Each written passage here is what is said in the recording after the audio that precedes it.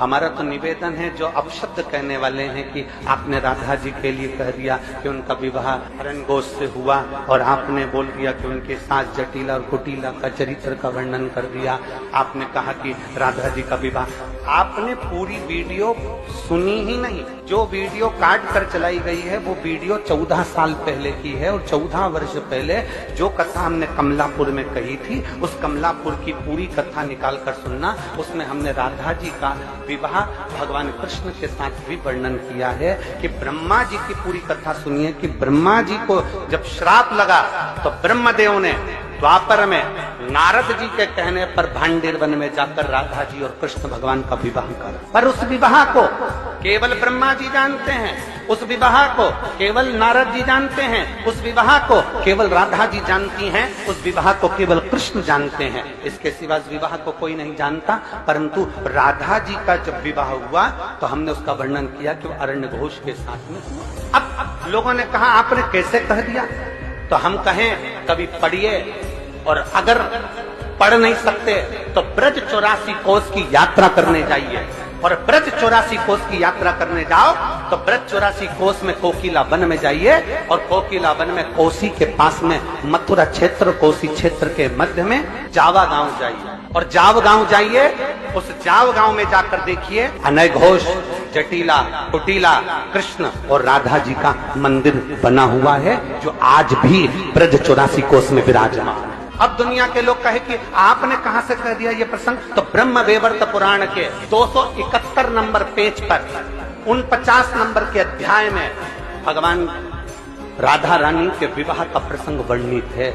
और चाहो तो ब्रह्म वेवर्त पुराण पृष्ठ संख्या 271 अध्याय नंबर 49, जिसके अंतर्गत भगवान देवाधिदेव महादेव, आप जहां हमारी उंगली चल रही है वहां पर दिखाएं, श्री महादेव जी माता पार्वती को कहते हैं, पार्वती जी, ये पूरा प्रसंग आप पढ़िएगा और पढ़ने के बाद फिर नीचे आइएगा। 12 वर्ष जब राधा जी 12 वर्ष की हो गई, उन्हें नूतन यौवन में प्रवेश करती देखकर माता पिता ने प्रायण वैश्य के साथ उनका संबंध निश्चित कर दिया।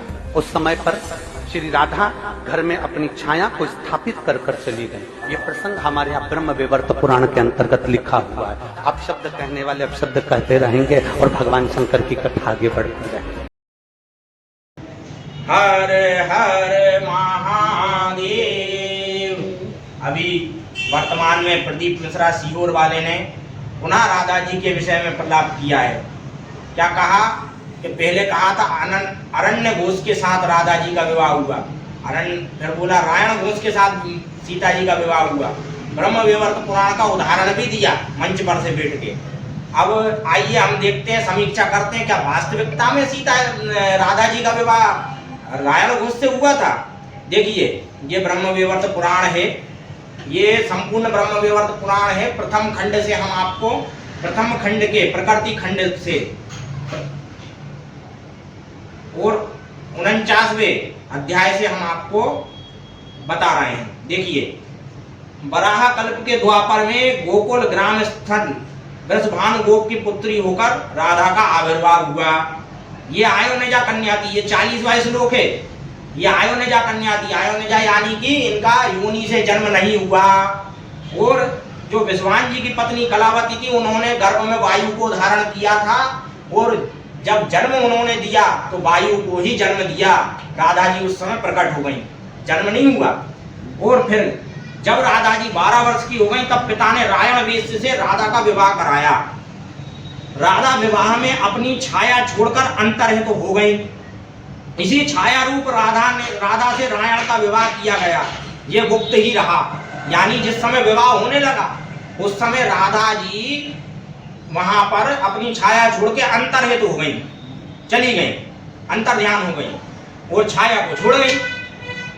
और फिर हुआ क्या कि उसी छाया से, छाया राधा से किसका विवाह हुआ? रायण गोप का विवाह हुआ।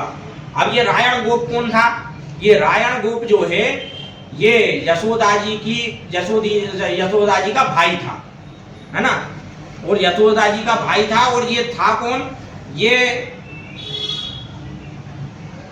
ये जो है, ये प्रसंग आपको मिलेगा ब्रह्म वेवर्त पुराण के 2 खंड श्री कृष्ण जन्म खंड के 3 अध्याय के एक श्लोक क्रमांक आप ये जो है पूरा अध्याय देखेंगे तो इसमें जो है पूरा विवरण किस प्रकार आया है कि राधा जी जो है कुपित हो गई, भगवान श्री कृष्ण से थोड़ी रुष्ट हो गई।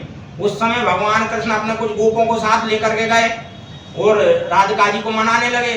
तब जो है श्रीधामा नामक गोप ने कुछ कहा तो उसको राधा जी ने श्राप दे दिया। वो श्रीधामा गोप जो है शंखचूड़ के रूप में धरती पर प्रकट हुआ, ये कथा भी इसमें है, ठीक। और उसके बाद उसी श्रीधामा गोप ने राधा जी को श्राप दिया कि आप जो है धरती पर मानुषी कन्या के रूप में जन्म लोगी। ऐसा जो है उसने श्रीधामा गोप ने उनको राधा जी को श्राप दिया। तो इसमें जो है रायण गोप जो है श्रीधामा कहता है आप मानुषी की तरह क्रोध युक्त हैं, अतः निसंदेह पृथ्वी पर आपको मानुषी होना है, यह मेरा श्राप है। आप पराशक्ति की छाया से कलायुता होकर जगती तल में रायण वेश्य की पत्नी कही जाएंगी। रायण कृष्ण के अंश से धरती वाले वृंदावन में उत्पन्न होगा। रायण जो है कृष्ण के ही अंश से, जो छाया राधा थी वो क्या थी, राधा जी नहीं थी। राधा की कौन थी, परछाई। और रायण गोप कौन था, भगवान का अंश, यानी भगवान का अंश उधर भगवती का अंश है ना। तो दोनों अंश का विवाह हो गया और वृंदावन में उत्पन्न होगा। वह राधा जी के श्राप से गर्भ से ही महायोगी था। आप कुछ समय पश्चात गोकुल में कृष्ण को पाकर वन में उनके साथ विहार करेंगी। तो यहाँ पे उनके विवाह का वर्णन आ गया। तो कुछ समय बाद जो है आप कृष्ण जी को प्राप्त कर लेंगी। उसके बाद तदंतर प्रभु कृष्ण से गमन के कारण आपका 100 वर्ष व्यापी कृष्ण विच्छेद घटित होगा। तदंतर इस काल अवधि के व्यतीत होने पर आप पुनः ईश्वर को प्राप्त करके गोलोक गमन करेंगी। ऐसा इसमें वर्णन उन्होंने किया। यह कहकर श्री धामा ने राधा को प्रणाम किया तथा वे श्री हरि कृष्ण के पास गया। तो ये वर्णन आ गया इसमें। अब छाया राधा का जो प्रसंग है, छाया राधा का प्रसंग जो यहाँ पे आया है, इसको हमें समझने के लिए रामचरितमानस का जो है उदाहरण देखना चाहिए। रामचरितमानस में क्या है, अरण्य कांड के 23वें दोहे के नीचे देखिए। भगवान जब कह रहे हैं, भगवान ने क्या कहा कि श्री राम जी ने कुछ वचन कहे सीता जी से कि हे प्रिय सुंदर पातिव्रत धर्म का पालन करने वाली सुशीले, सुनो, मैं अब कुछ मनोहर मनुष्य लीला करूंगा, इसलिए जब तक मैं राक्षसों का नाश करूं तब तक तुम अग्नि में निवास करना। तो अग्नि में निवास करने का भगवान ने कह दिया। तो भगवती सीता जो है अग्नि में समा गई। अग्नि में समाने के बाद उन्होंने क्या किया कि सीता जी ने अपनी ही छाया मूर्ति वहां रख दी। क्या रख दी, छाया मूर्ति, यानी एक छाया सीता। जैसे उन्होंने छाया राधा प्रकट की ना, राधा का विवाह रायण से नहीं हुआ, राधा का विवाह किससे हुआ, छाया राधा से। और ये जो रामचरितमानस में जो छाया सीता का प्रसंग आया, रावण ने सीता का हरण नहीं किया। रावण ने किसका हरण किया, छाया सीता का। तो छाया सीता का हरण किया। और इसी छाया सीता के विषय में, ये छाया सीता का वर्णन फिर लंका कांड में देखिए। लंका कांड के 108वें दोहे के छंद देखिए आप। श्रीखंड सम पावक प्रवेश कियो, सुमर प्रभु मैथिली जय कोसलेश महेश वंदित चरण रति अति निर्मली, प्रतिबिंब अरुलोकिक कलंक प्रचंड पावक महूजरे, प्रभु चरित काहू न लके नवसुर सिद्ध मुनि देखई खरे। प्रभु श्री रामचंद्र जी का स्मरण करके और जिनके चरण महादेव जी के द्वारा वंदित हैं तथा जिनमें सीता जी अत्यंत विशुद्ध प्रीति है, उन कौशलपति की जय बोलकर जानकी जी ने चंदन के समान शीतल हुई अग्नि में प्रवेश किया। प्रतिबिंब सीता जी की छाया मूर्ति और उनका लौकिक कलंक प्रचंड अग्नि में जल गए। जो छाया सीता थी वो अग्नि में जल गई, कलंक जो था लौकिक कलंक था वो जल गया। उसमें से कैसी प्रकट हुई सीता जी, प्रभु के इन चरित्रों को किसी ने नहीं जाना। देवता सिद्ध और मुनि सब आकाश में खड़े रहे। वहां छाया राधा का प्रसंग भी किसी ने नहीं जाना कि राधिका जी कब वहां से अंतर्ध्यान हो गई और अपनी परछाई को छोड़ गई। और यहाँ पे कब जो है जानकी जी ने परछाई को छोड़ दिया, ये लक्ष्मण जी को भी पता नहीं था। ये बात किसके बीच में थी, अग्निदेव, भगवान श्री राम और सीता जी। और ये यहाँ पे जो ये सबके सामने जो चरित्र हो रहा है, इसमें प्रभु के इन चरित्र को किसी ने नहीं जाना। देवता सिद्ध मुनि सब आकाश में खड़े देखते रहे। किसी को पता नहीं चला कि कब छाया सीता जल गई, कब कलंक जल गया, सब नष्ट हो गया। उसके बाद उसमें से अग्नि में से शरीर धारण करके वेदों में जगत में प्रसिद्ध वास्तविक श्री सीता जी का हाथ पकड़कर उन्हें श्री राम जी को वैसे ही समर्पित किया। अग्नि देवता जो वास्तविक सीता जी हैं उनको हाथ पकड़ के लेकर के आए। कैसे? सीता जी को वो कैसे समर्पित किया भगवान को, ये भी बाबा तुलसीदास जी ने लिखा। क्योंकि प्रदीप मिश्रा जैसे तो जो है वो कहते हैं कि अरे असली सीता तो अग्निदेव के साथ रही, तो कुतर्की लोगों का कोई अंत नहीं है। तो उन्होंने लिखा, क्या लिखा? उन्होंने बताया कि क्षीर सागर ने विष्णु भगवान को जिस प्रकार लक्ष्मी जी को समर्पित किया था, क्षीर सागर कौन है? लक्ष्मी जी के पिता हैं, तो कन्यादान किया था उन्होंने भगवान विष्णु को लक्ष्मी जी का, उसी प्रकार सीता जी को श्री रामचंद्र जी के वाम भाग में विराजित कर दिया। तो ये रामचरितमानस का प्रसंग हो गया। और छाया सीता और छाया राधा के विषय में आप लोग सब समझ ही गए होंगे। उसके बाद अगला प्रसंग क्या है कि गर्ग संहिता है। जो गर्ग संहिता है वो सर्वाधिक प्रमाणिक ग्रंथ है भगवान राधा कृष्ण की लीलाओं के संबंध में, ब्रज की जो लीलाएं हैं। क्योंकि गर्गाचार्य जी महाराज जो थे वो भगवान श्री कृष्ण के जो है कुल गुरु थे। अश्वमेध खंड के 41वें अध्याय में देखिए क्या लिखा है। जब इसमें पूरा प्रसंग में आपको संक्षेप में समझा दे रहा हूं कि जिस समय भगवान की सारी लीलाएं समाप्त हो चुकी थी और वसुदेव जी ने अश्वमेध यज्ञ किया। अश्वमेध यज्ञ के बाद भगवान जो है तीर्थ यात्रा पर आए हैं। वो तीर्थ यात्रा में भगवान जो है वृंदावन आए हैं। श्री कृष्ण भगवान जो है वृंदावन आए हैं। तो वृंदावन आने पे गर्ग मुनि बोले, हे राजन, सायंकाल के समय जब राधा ने कृष्ण को 41वें अध्याय के 41वें श्लोक से बता रहा हूं, हे राजन, सायंकाल के समय जब राधा ने कृष्ण को बुलवाया तब वे शीतल कदली वन में राधा के पास गए। उस कदली वन में केले के पत्तों का एक घर बना हुआ था। उसमें चंदन का छिड़काव किया गया था।